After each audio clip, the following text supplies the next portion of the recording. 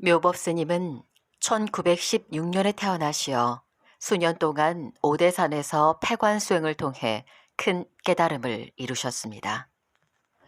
시절 인연이 도래하자 세상에 나오셔서 중생을 교화하셨는데, 특히 생생한 인과 본문을 통해 업장을 소멸함으로써 치유시키는 신이한 힘을 가지셨습니다. 말년에는 은둔 수행을 하시다가 2004년 87세로 입적하셨습니다. 이 책의 모든 내용은 실화입니다. 어린 쥐와 어지럼증. 이웃에 사는 장노백은 기공 연마를 좋아하며 또한 기공으로 사람의 병을 치료하는 것을 좋아하였다. 그러나 그는 3, 4년 전부터 자신을 괴롭히고 있는 어지럼증을 고치지 못하고 있었다. 병원에서 약물 치료를 해도 효과를 보지 못하였다. 그의 말에 따르면 이 어지럼증은 언제나 술 2병을 마신 것과 같다고 하였다. 인연이 있어 그는 묘법 노스님을 만나 뵙고 기공으로 자신의 병을 치료해 달라고 간청하였다. 스님이 웃으면서 말하기를, 나는 기공으로 병을 치료할 줄은 모릅니다. 다만 사람이 병을 얻는 것은 언제나 그 원인이 있으니 당신의 어지럼증의 원인은 알려줄 수 있죠. 병을 고치고 못 고치는 것은 당신 자신에게 달려 있습니다. 이것은 불교에서 말하는 운명은 자기 스스로 만든다는 도리입니다. 예를 들면 당신이 이치에 밟지 못하여 어떤 잘못을 저질러서 자기와 타인에게 번뇌와 고통을 끼쳤을 경우, 만약 당신이 만난 선지식이 당신에게 그 원인을 알려주면 그런 이치를 알고 난 후 자기의 잘못을 알고 고친다면 번뇌와 고통은 자연히 없어지게 될 것입니다.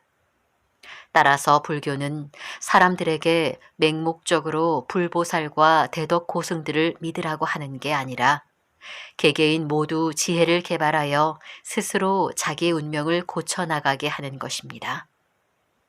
장씨 아저씨는 마음에 깨우침이 있는 듯 고개를 끄덕였다. 당신의 어지럼증은 당신이 3, 4년 전에 쥐를 해친 적이 있기 때문에 초래된 것입니다. 그런 일이 있습니까?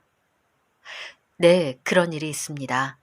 스님은 정말 신통하십니다. 그분은 예상 바뀐 듯 놀라워하며 큰 소리로 대답하였다.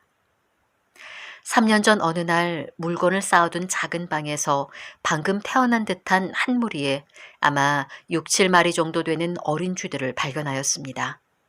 저는 담이 작아 쥐들을 어떻게 죽여야 할지 몰라 고민하다가 신발 상자에 넣어 힘껏 흔들었습니다. 한참 동안 흔든 후 쥐들이 죽은 줄 알고 쓰레기통에 던져 넣었습니다. 이게 저의 어지럼증과 관계가 있습니까? 그렇습니다. 그 쥐들은 그 당시 죽지 않았으며 단지 흔들려 매우 어지러웠을 따름입니다.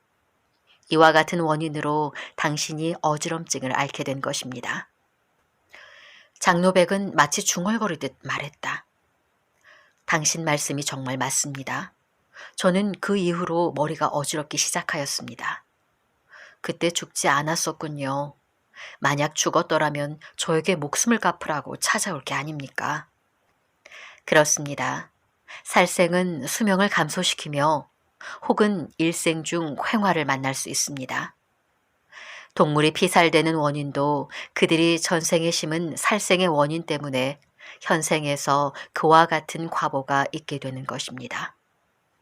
우리들이 그들을 살해하면 또다시 목숨의 빚을 지게 되며 이와 같은 인과가 돌고 돌아 서로 원한을 갖고 보복함이 끝이 없습니다. 그러므로 우리들 범부는 육도 속에서 나왔다 들어갔다 하면서 벗어날 기약이 없는 것입니다.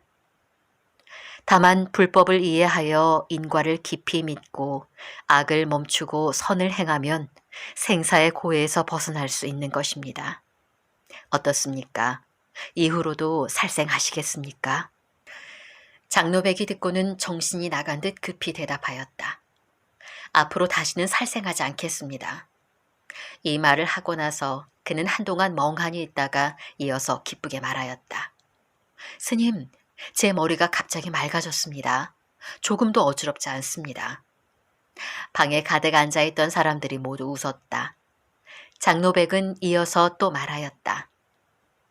하지만 쥐는 해로운 동물이며 사람의 재물에 손해를 끼치며 심지어 전염병을 옮기는 동물입니다. 만약 사람이 그것을 잡지 않으면 장래에 큰 재화를 당할 수 있지 않겠습니까? 대자연은 본래 하나의 완전한 체계입니다. 큰 것으로는 우주, 작은 것으로는 미진, 각종 생명체를 포함하여 모두 자기 자신의 운행 법칙과 존재 시간을 가지고 있습니다. 인간에게는 생로병사가 있으며 물질에는 성주 괴공이 있습니다. 산천, 바다, 꽃, 있을 할 것 없이 단지 그것이 형성되면 일정 기간 머물다가 없어집니다. 그러나 이러한 괴멸과 생사는 자기 자신의 법칙을 가지고 있습니다. 만약 자연의 법칙을 무시하고 임의로 파괴하면 반드시 그에 따른 악한 과보를 초래하게 됩니다. 예를 들면 우리가 눈앞의 이익을 위하여 맹목적으로 산을 폭파하여 돌을 취하면 산사태와 산림의 훼손을 초래하게 되며 대량으로 지하수를 뽑아내면 집안의 침하를 불러오게 됩니다. 당신은 보지 못했습니까?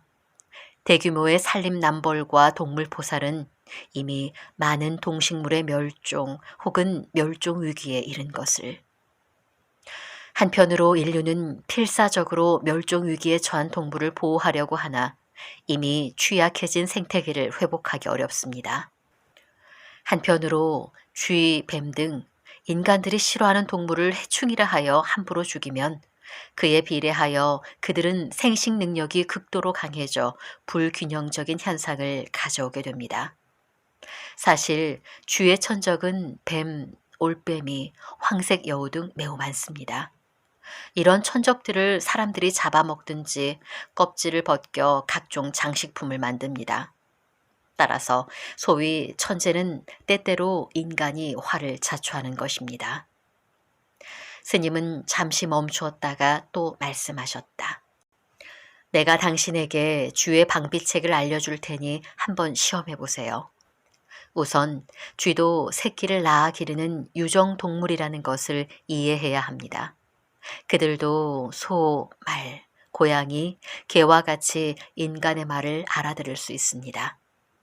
당신이 불살생의 도리를 이해한 후 매일 쥐가 항상 드나드는 곳에 그들을 위하여 남은 밥 등 음식물을 준비하세요. 아울러 다음과 같이 묵념하세요.